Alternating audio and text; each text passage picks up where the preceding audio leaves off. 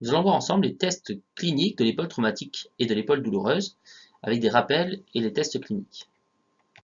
Il n'y a pas de prérequis pour suivre cette capsule, mais par contre, vous pourrez la mettre en lien avec tout un tas d'autres capsules que vous pouvez lire ci-dessous.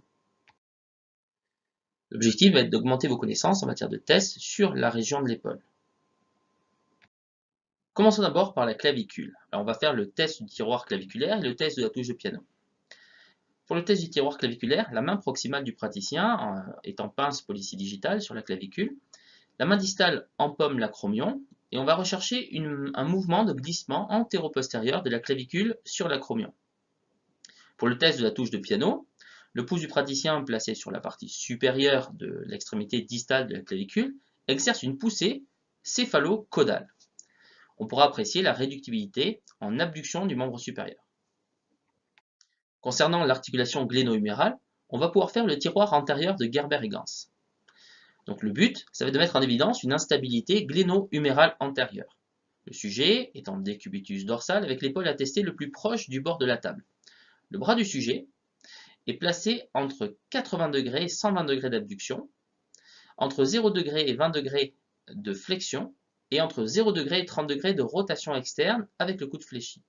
Le thérapeute maintient l'avant-bras du patient entre son bras et son tronc. Il place l'une de ses mains au niveau de la partie proximale du bras et l'autre au niveau de la ceinture scapulaire afin de fixer la scapula et la clavicule. On évitera toute compensation de la ceinture scapulaire et le thérapeute amènera en avant la tête humérale en réalisant une translation antérieure avec une force que l'on peut comparer à celle que l'on applique lors du test de Lachman. Pour la positivité du test, donc il y aura une existence d'une laxité antérieure anormale comparativement au côté opposé, accompagnée ou non d'une douleur ou d'un claquement. Le signe de l'appréhension, donc qui est une luxation ou une subluxation de l'épaule. Alors le patient est assis, bras à 90 degrés par rapport au tronc et en rotation externe, position du chandelier. Le praticien saisit le poignet du patient et contacte la face postérieure de son épaule, puis amène le membre supérieur en abduction et rotation externe avec un contre-appui de sa main scapulaire. Si l'épaule est prête à se luxer, le visage du patient exprime une crainte et ce dernier tente de s'opposer à la poursuite du mouvement. On va étudier les mobilités passives et actives. Donc, une diminution des mobilités passives en rotation externe, rotation interne et en flexion signe une capsulite rétractile. Le reste de l'examen clinique est alors irréalisable. Des mobilités passives normales et une mobilité active diminuée en flexion réalisent un tableau d'épaule pseudo-paralytique. Donc, il s'agit le plus souvent d'un problème de coiffe des rotateurs. Pour les manœuvres dynamiques, on va rechercher un conflit d'abord sous-acromial. Ensuite, nous rechercherons donc, par des manœuvres les études de la coiffe et de la musculature. Commençons par donc le conflit sous-acromial avec le signe de Neer. Il consiste à effectuer une élévation antérieure passive donc, du membre supérieur avec la main en pronation, tout en bloquant la rotation de l'omoplate. Il est positif si la douleur apparaît entre 60 et 120 degrés d'élévation antérieure, et il disparaît lorsque la main est en supination.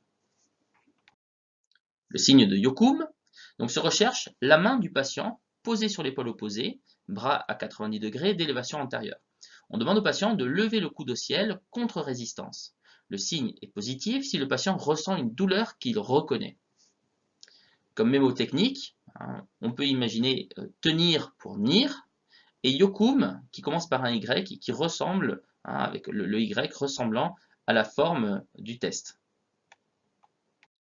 Pour le test de Hawkins, le bras est en élévation antérieure à 90 degrés avec le coude fléchi. La mise en rotation interne réveille une douleur en cas de conflit.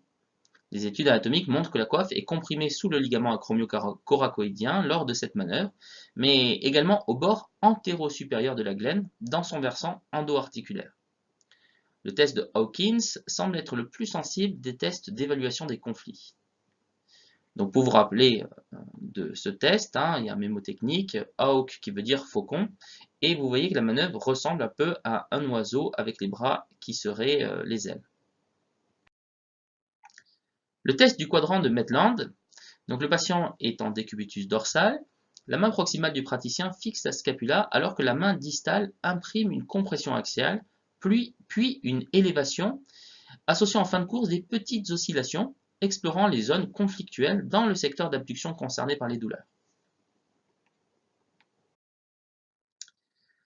Maintenant, voyons les études de la coiffe et de la musculature et commençons avec le signe de Job qui explore le muscle sous-épineux.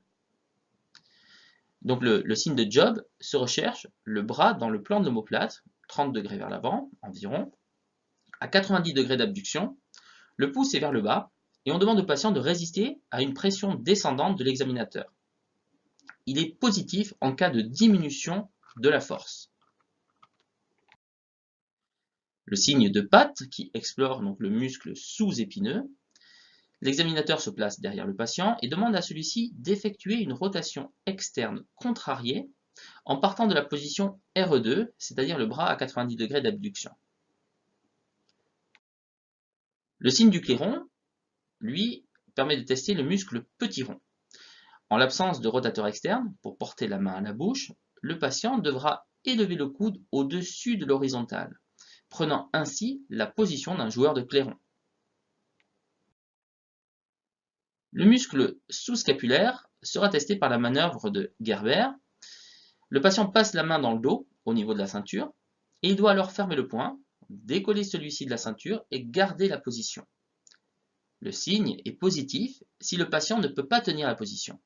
Une rotation interne douloureuse ou déficitaire rend impossible la réalisation de ce test. Il faut alors utiliser la manœuvre du press belly test. Donc le press belly test va tester aussi le sous-scapulaire. Et cette manœuvre consiste à demander au patient d'amener ses coudes vers l'avant tout en gardant les mains appuyées sur son ventre. Le test est positif si le coude reste en arrière. Pour la portion intra-articulaire du tendon du lombiceps, beaucoup de signes ont été décrits, mais aucun d'eux n'est spécifique. Alors, il faut par contre essayer de rechercher une rupture de la longue portion du biceps. Donc le patient face à l'examinateur, le coude à 90 degrés de flexion, contrarié. En cas de rupture, on aura une apparition d'une boule dans la partie basse du bras.